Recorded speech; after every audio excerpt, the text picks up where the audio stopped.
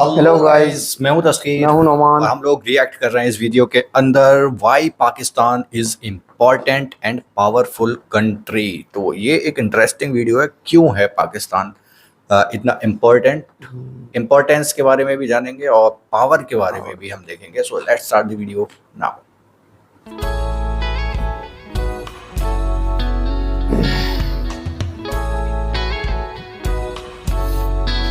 अस्सलामुअलैकुम दोस्तों, आप देख रहे हैं द फैक्ट्स चैनल।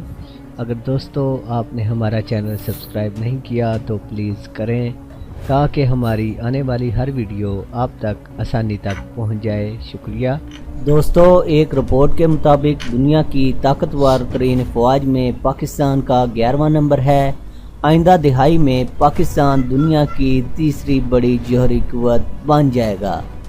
दफाई साजो सामान की तादाद और पैदावार पर मबनी इस रिपोर्ट में जंगी तरबियत और महारतों को पेश नज़र नहीं रखा गया। इस दर्जाबंदी में भारत का 5वां नंबर है, जिस पर भारतीय मीडिया खूब उछल कूद कर रहा है।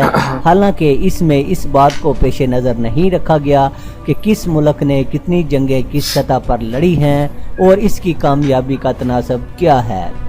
पाकिस्तान की दिफाई सलाहियत के हवाले से पहले भी आलमी ज़राए इब्लाग में खबरें नशर होती रहती हैं, ख़ुसूसन पाकिस्तान की मिसाइल टेक्नोलॉजी जो जदीद तरीन होने के साथ साथ जौहरी सलाहियत की भी हामिल है। इससे दुनिया के ताकतवर ममालिक पाकिस्तान को एक करीब तरीन ताकतवर मद्दे मुकाबल के तौर पर जानने लगते हैं।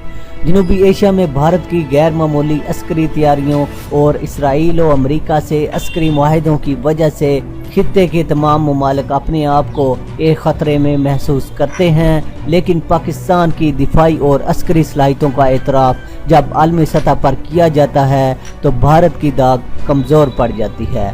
मज़कूरा रिपोर्ट में सिर्फ जंगी साजो सामान को पेश नज़र रख कर दर्जाबंदी की गई है। इसकी रो से भी 11वां नंबर बनना पाकिस्तान की एक बड़ी आलमी ताकत होने की दलील है।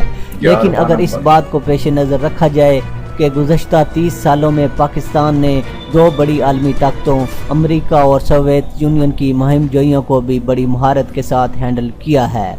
ये एक तवील जंगी महारत और तजर्बा है जो पाकिस्तानी फ़ौज और इसके खुफिया अदारों के पास है। ये रूस और अमेरिका समेत किसी बड़ी ताकत के पास नहीं है। दर हकीकत सोवियत यूनियन और अमेरिका इसके इत्तेहादी अफगानिस्तान से असल दिलचस्पी नहीं रखते थे। रूस तो अफगानिस्तान को एक गुज़रगाह के तौर पर अपने ज़ेरे कब्ज़ा लाना चाहता था ताकि पाकिस्तान के ग्वादर साहिल के ज़रिए वह दुनिया के वस्त तक पहुंचकर गर्म समंदरों में अपना असर और रसूख कायम करे। बहरी रास्ते इस दौर में तजारत और अस्करियत दोनों हवालों से नहायत अहम हैं। रूस एशिया के मशरक़ से मगरब तक फैले हुए होने के बावजूद इस नेमत से महरूम था कि इसका अक्सर हिस्सा कुतुब शुमाली से मिलता है, जहाँ समुंदर तो हैं लेकिन जमे हुए हैं, और देगर वस्ती एशियाई ममालिक जिन पर सोवियत यूनियन ने कब्ज़ा कर रखा था, इनमें कोई भी बैनुल-अक़वामी समंदरों से नहीं मिलता। इसलिए रूस की शदीद मजबूरी थी कि वो ग्वादर के ज़रिए बैनुल-अक़वामी समुद्रों तक पहुँच सके। अमेरिका और इसके इत्तेहादियों का ज़ाहरी बहाना तो दहशतगर्दी है, लेकिन हकीकत यह है कि अमेरिका इस खित्ते में दहशतगर्दी को एक जवाज़ के तौर पर हदफ में रख कर आया। इस मुहिम जोई का असल मकसद भी पाकिस्तान का साहिल और ग्वादर पोर्ट था, जिसका ठेका अमेरिका की शदीद मुखालफत और धमकियों के बावजूद पाकिस्तान ने चाइना को दे दिया था। अमेरिका ये मंसूबा किसी तरह चलने नहीं देना चाहता था और अब भी इस पर राज़ी नहीं है।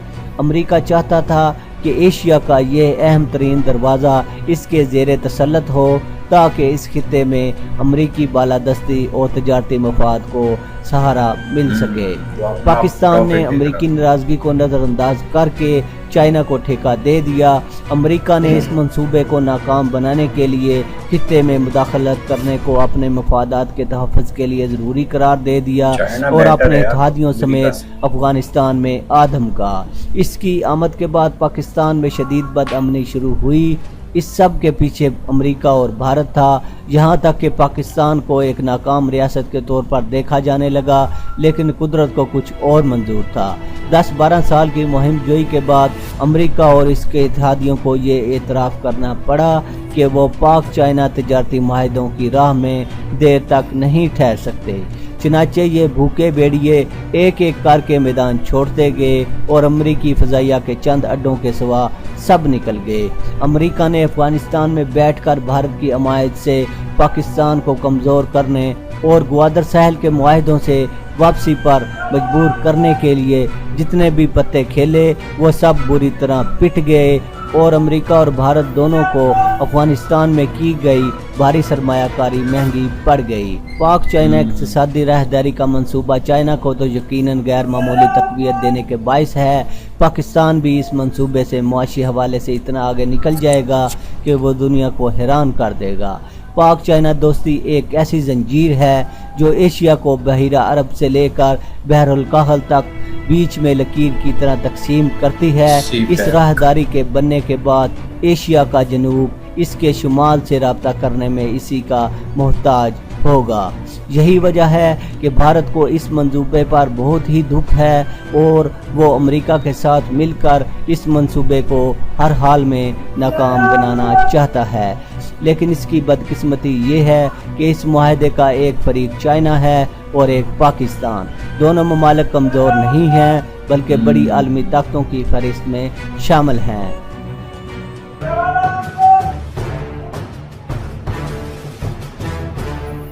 Estimated cost of JF-17 $15 million.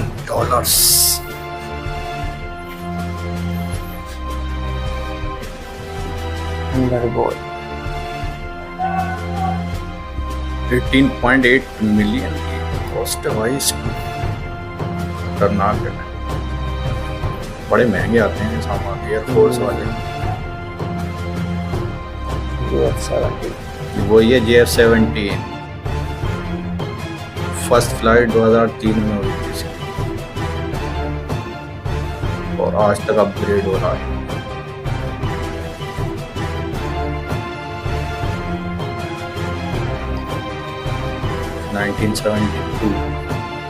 First flight.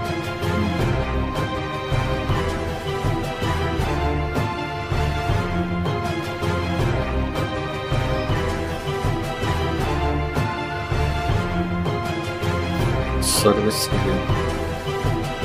16,760 metre.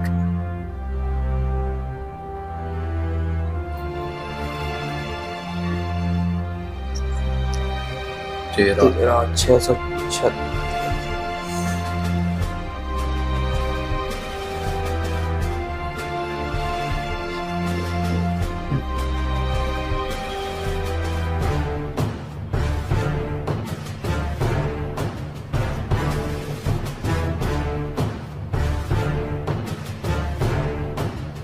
बारह 12,700 kg का वेट ले जा सकता है।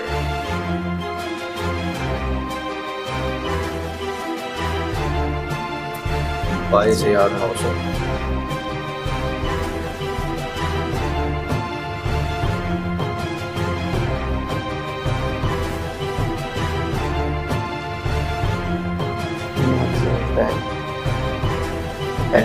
किलोमीटर।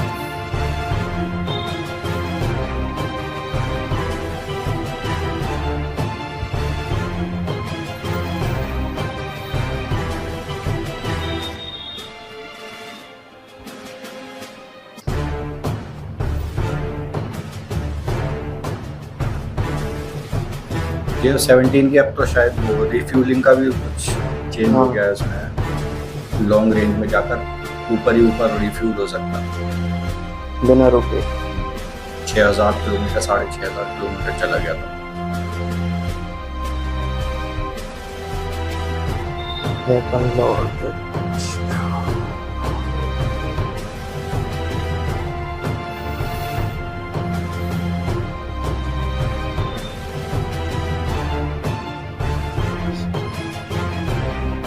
नाइट विजन भी है।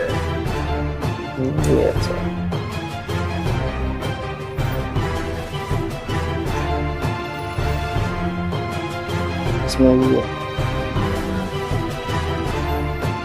JF-17 तो पाकिस्तान का सबसे बेस्ट ऑफ बेस्ट कहा जा सकता है जेट। ऑलराइट, तो ये था सारा पावर। और पाकिस्तान के पास क्या पावर है, मतलब जेट्स, दो टॉप के जेट्स भी दिखाई इसमें एंड में, और उनकी क्या पावर है, कितनी कैपेसिटी वो ले जा सकते हैं। 22,000, 13,000, 15,000 की कैपेसिटी है और उनकी। कितनी कॉस्ट है ये वेट सब। और कॉस्ट जो है 18 मिलियन और एक की 15 थी ना 15 इसकी? मिलियन की जो उसकी डॉलर की कॉस्ट है। वो भी तो डॉलर। ये थोड़े पहले के, हाँ आई थिंक वो थे वर्जन, लेकिन अब JF-17 थंडर ब्लॉक 3 अभी कंडीशन उसकी चालू है, और ब्लॉक 4 पर काम भी चल रहा है भाई। तो सबसे पावरफुल, सबसे नाम वाला पाकिस्तान का जेट है JF-17, जो जो टाइम के टाइम अभी अपग्रेड भी होता रहता है। और हम इम्पोर्टेंस की बात करें कि वाई पाकिस्तान इज़ इम्पोर्टेंट, तो उसके बारे में भी इन्होंने बताया कि अमेरिका के लिए भी उतना ही ज़रूरी था। वो अपना काम जमाना चाहता था पाकिस्तान के अंदर, अपना बिजनेस करना चाहता था, और अपने मतलब से घुसना चाहता था पाकिस्तान के अंदर। इसलिए वो जो चाइना के साथ दोस्ती है वो खल नहीं रही थी। और ये एक थ्रेट पाकिस्तान से कहो तो पाकिस्तान की मजबूती बढ़ने से इंडिया को भी हो सकती है कि भाई चाइना और पाकिस्तान का मिल जाना, तो पाकिस्तान को एक एक्स्ट्रा पावर मिल जाती है।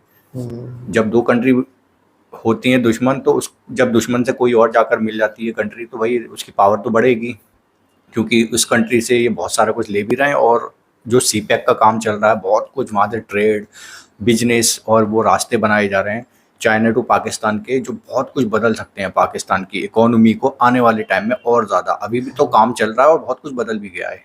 तो वो चाहे एयरफोर्स के सामान हो, हथियार हो, ये सारी चीज़ें हो, इससे अलग भी बहुत सारी ट्रेड हुआ करेगी, और हो भी रही होगी, अभी हो रही है करेंटली पाकिस्तान में। और ये सब शुरुआत कुछ में हमें, अमेरिका घुसना चाह रहा था। हाँ अमेरिका वो जगह लेना चाह रहा था जो आज चाइना की है, मतलब इन लोगों की दोस्ती।